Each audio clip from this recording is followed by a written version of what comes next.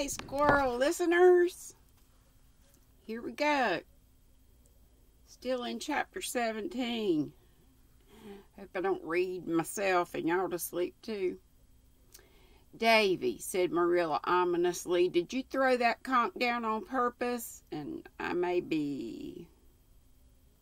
Hang on. Not sure we're at the right spot. Yeah. Think we are. No, I never did, whimpered. I might just be rereading some of it. I was just kneeling here, quiet as quiet, to watch you folks through the banisters, and my foot struck that old thing and pushed it off, and I'm awful hungry, and I do wish you'd lick a fella and have done with it, instead of always sending him upstairs to miss all the fun. Don't blame Davy, said Anne, gathering up the fragments with trembling fingers. It was my fault. I set that platter there and forgot all about it. I am properly punished for my carelessness, but oh, what will Miss Barry say? Well, you know she only bought it, so it isn't the same as if it was an heirloom, said Diana, trying to console.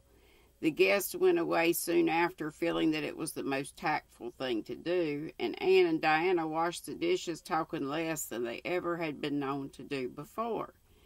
Then Diana went home with a headache, and Anne went with another to the East Gable, where she stayed until Marilla came home from the post office at sunset with a letter from Priscilla written the day before.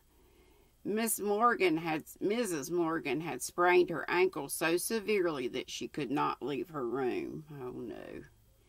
And, oh, Anne dear, wrote Priscilla, I'm so sorry, but I'm afraid we won't get up to Green Gables at all now.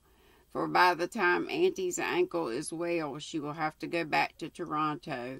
She has to be there by a certain date.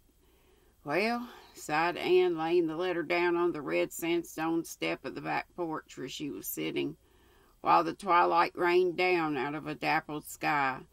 I'd always thought it was too good to be true that Mrs. Morgan should really come. But there, that sounds as pessimistic as Miss Eliza Andrews, and I'm ashamed of making it. After all, it was not too good to be true. Things just as good and far better are coming true for me all the time. And I suppose the events of today have a funny side, too. Perhaps when Diana and I are old and gray, we shall be able to laugh over them, but I feel that I can't expect to do it before then, for it has truly been a bitter disappointment. You'll probably have a good many more and worse disappointments than that before you get through life, said Marilla, who honestly thought she was making a comforting speech. It seems to me, Anne, that you are never going to outgrow your fashion of setting your heart so on things and then crashing down into despair because you don't get them. I know, I'm too much inclined that way, agreed Anne ruefully.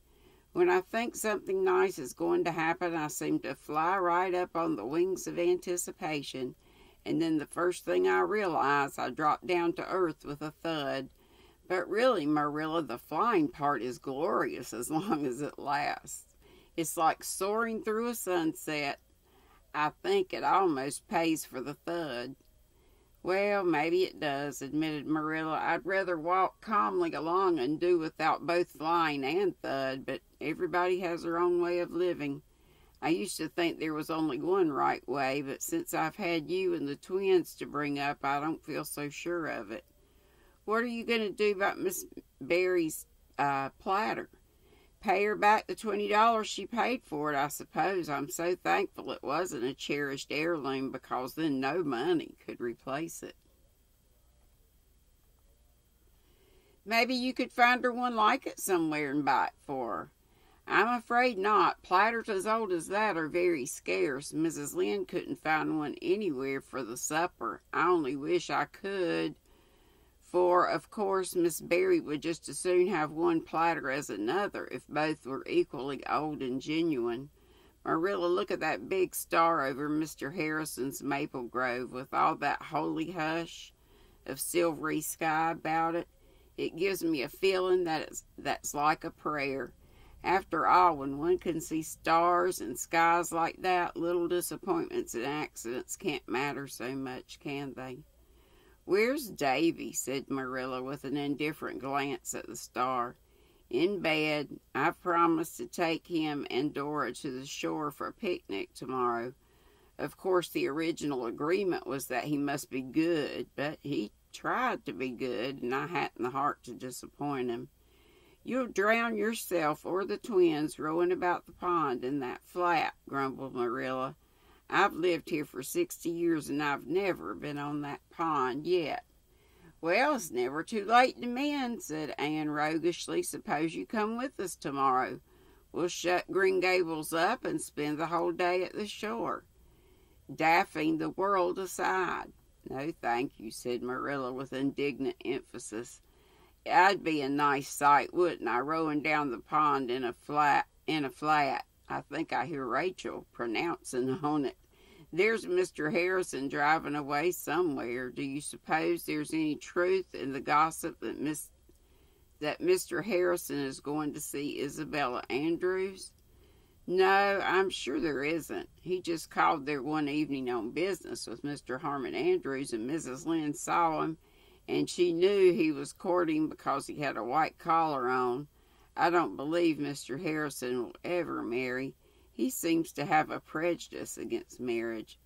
"Well, you can never tell about those old bachelors, and if he had a white collar on, I'd agree with Rachel that it looks suspicious, for I'm sure he never was seen with one before.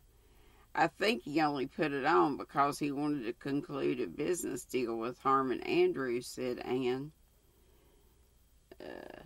"I've heard him say that's the only time a man needs to be particular about his appearance, because if he looks prosperous, the party of the second part won't be so likely to try to cheat him. I really feel sorry for Mr. Harrison. I don't believe he feels satisfied with his life. It must be very lonely to have no one to care about except a parrot, don't you think? But I notice Mr. Harrison doesn't like to be pitied. Nobody does, I imagine." "There's Gilbert coming up the lane," said Marilla. "If he wants you to go on a row on the pond, mind you put on your coat and rubbers. There's a heavy dew tonight." And that's all of 17. Let me see how long 18 is.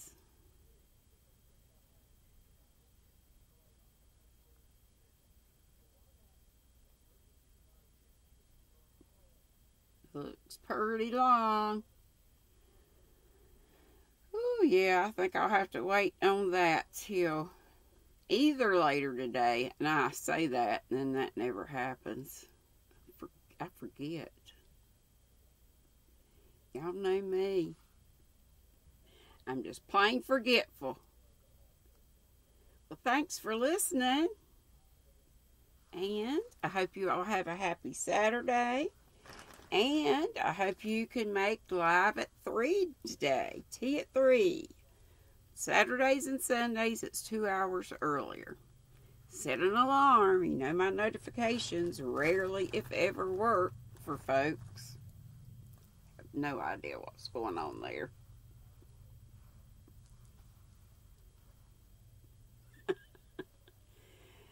And this ball's about as messy as this is, but at least it's not tangled.